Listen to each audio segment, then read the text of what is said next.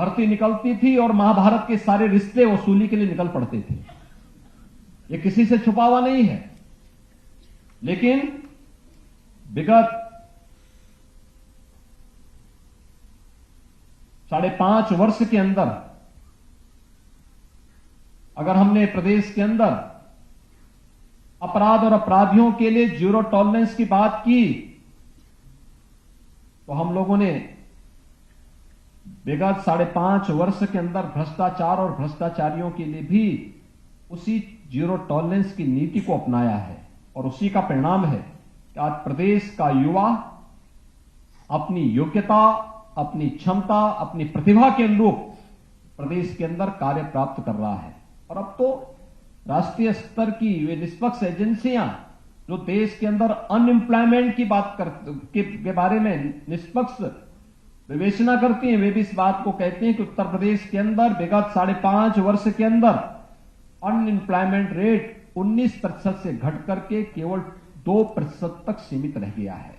यह एक अच्छा सकारात्मक संकेत है। लेकिन अभी इस दिशा में बहुत कुछ किए जाने की आवश्यकता है। और इसलिए मैं आपसे कहूंगा कि आपने देखा होगा, अक्सर होता क्या है, जब एक बार सरकारी नौकरी लग जाती है तो व्यक्ति लापरवाह हो जाता है। उससे उभरने की आवश्यकता है। एक नेशनल कैरेक्टर बनाने की आवश्यकता है। जैसे आप अपने परिवार की देखभाल करते हैं, अपने परिवार के प्रति जवाबदेह बनते हैं, वैसे ही अपने स्कूल के प्रति, अपने कॉलेज के प्रति भी आपको जवाबदेह बनना होगा। अपनी क्लास के प्रति जवाबदेह बनना होगा। स्वयं के प्रति जवाबदेह बनना पड़ेगा। उन बच्चों के प्रति जवाबदेह बनना पड़ेगा जो अभिभावक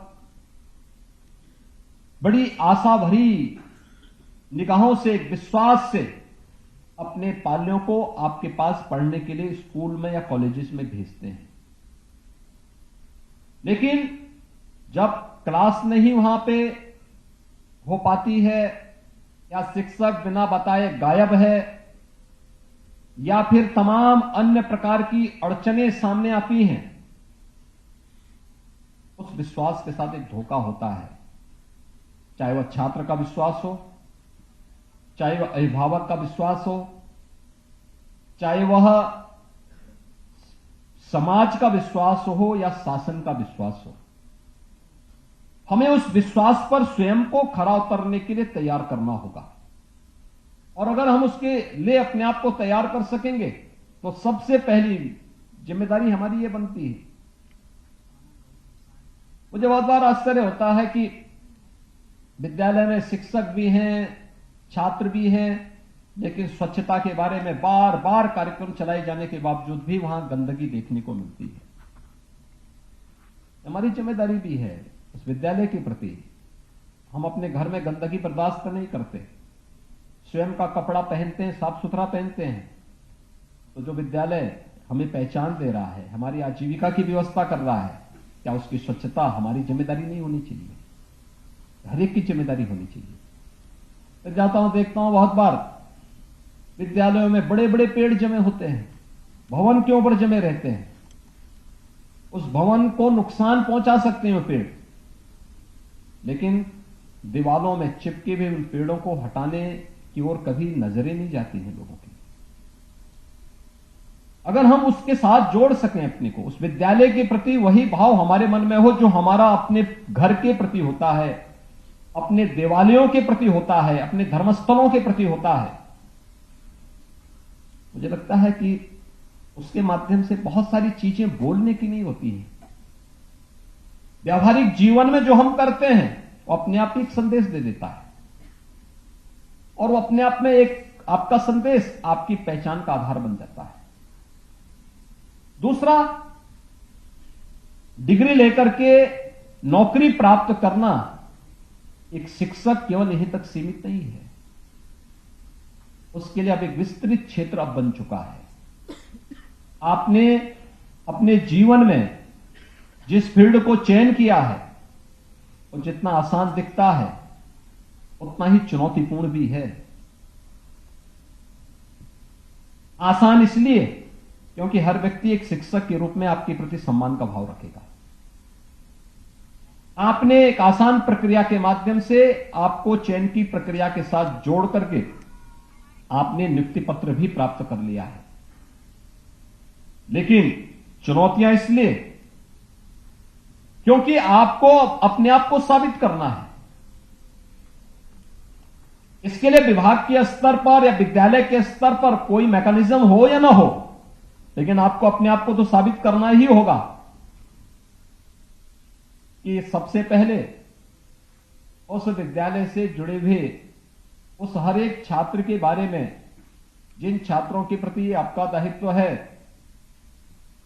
वे अच्छे अंक प्राप्त कर सकें, वहां पे एक शैक्षणिक माहौल पैदा हो सके, इसको बनाने में योगदान देना।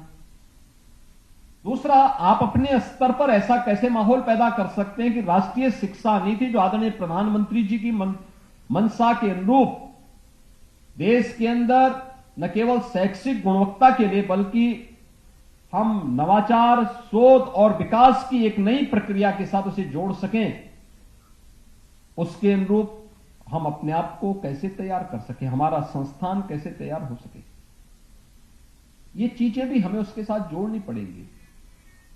हमें हमेशा अपने आप को अपडेट रखना पड़ेगा। देश और दुनिया के अंदर क्या कुछ हो रहा है, समाज के अंदर क्या कुछ हो रहा है, ये सारी चीजों को अगर हम अपने साथ जोड़ करके अपने आप को अपडेट करेंगे, बहुत सारी समस्याओं का समाधान होता हुआ दिखाई देगा और आपकी एक अलग छवि बनेगी।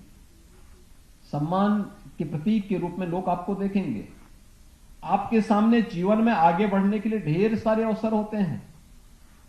हमें केवल इसके पीछे नहीं भागना है कि हम लेक्चरर बन गए या सहायक अध्यापक हो गए, तो सहायक अध्यापक बनने के बाद अब हम लोग इसके बाद फिर लोगों के पीछे जाकर के फिर प्रयास करें कि अब हम लोग मुख्यमंत्री पुरस्कार के लिए आगे अपने लिए एक लाइन लगाना शुरू कर दें, या फिर हम लोग कोई अन्य पुरस्कार प्राप्त करने के लाइन लगा लें।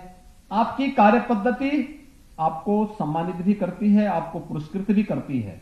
और अगर आपकी वह कार्य पद्धति और उस प्रकार की क्षमता नहीं है, योग्यता भी नहीं है, और तब आप कोई पुरस्कार प्राप्त करते हैं तो स्वयं हंसी का पात्र भी बनते हैं। हम हंसी का पात्र न बने। हमारी योग्यता और हमारी क्षमता हमें हर प्रकार का सम्मान दिलाएगी, और उस सम्मान के लिए अपने आप को तैयार करना, अपने को उन चुनौतियों से जूझने के लिए तैयार करना, जो केवल हमारी नहीं, समाज और राष्ट्र की जो चुनौती है वे हम सबकी चुनौती होनी चाहिए। और इसलिए सरकार ने विगत 5.5 पौने 6 वर्ष के अंदर बहुत सारे कदम उठाए हैं। राष्ट्रीय शिक्षा नीति, आदरणीय प्रधानमंत्री जी ने देश को एक शिक्षा जगत के माध्यम से भारत को दुनिया की एक सबसे बड़ी ताकत बनाने की दिशा में उठाया गया एक बहुत बड़ा क्रांतिकारी निर्णय है। हर एक शिक्षक को इसके प्रति अपने आप को जोड़ना होगा और उसमें बताए गए कर्तव्यों के अनुरूप अपने आप को ढालना होगा। मेरा मानना है भारत दुनिया के अंदर शिक्षा का एक बहुत सबसे बड़े केंद्र के रूप में फिर से उभरने की संभावना रखता है। उन संभावनाओं के लिए हमारे शिक्षकों को अपने आप को तैयार करना होगा। दूसरा, हमारी स्थानीय आवश्यकताओं के लिए भी हमारी शिक्षण संस्थाओं को तैयार होना होगा। मैं देखता हूं कि एक प्रकार का निरपेक्ष सा भाव है समाज से, यानी जिसके लिए हमारी स्थापना हुई है उससे हमारा कोई संवाद ही नहीं है। इंडस्ट्री से हमारा कोई संवाद ही नहीं है। ये कारण है कि जब हमारे यहां से कोई छात्र निकलता है तो सर्टिफिकेट प्राप्त करता हो, डिप्लोमा या डिग्री प्राप्त करने के बाद वो एक ऐसे चौराहे पे खड़ा होता है जहां उसके सामने कुछ पता ही नहीं होता मुझे क्या करना है। असमंजस की स्थिति होती है। इस असमंजस को दूर करने का दायित्व आप सबका है। पहले से उसकी लाइन तैयार करना। राष्ट्रीय शिक्षा नीति इसके लिए आपको तैयार करने के लिए एक नया मंच देता है। हम उसके साथ जुड़े। तीसरा, हम इंडस्ट्री के साथ अपने संस्था को कैसे जोड़ सकते हैं, इसके लिए भी हमें अपने आप को तैयार करना होगा। हमारा कॉलेज इस रूप में अपना योगदान दे सकता है, या कुछ नया हम भी कैसे सीख सकते हैं। हम कोई बड़ा प्रोजेक्ट बनाते हैं, बड़े प्रोजेक्ट के लिए हमें सोशल इंपैक्ट स्टडी करनी होती है। आखिर हमारे यहां जो समाज विज्ञान पढ़ाते होंगे या ज्योग्राफी पढ़ाते होंगे, वे इस फील्ड में अपनी दक्षता को क्यों नहीं बढ़ा पाते? कि आखिर हमारी संस्थाओं की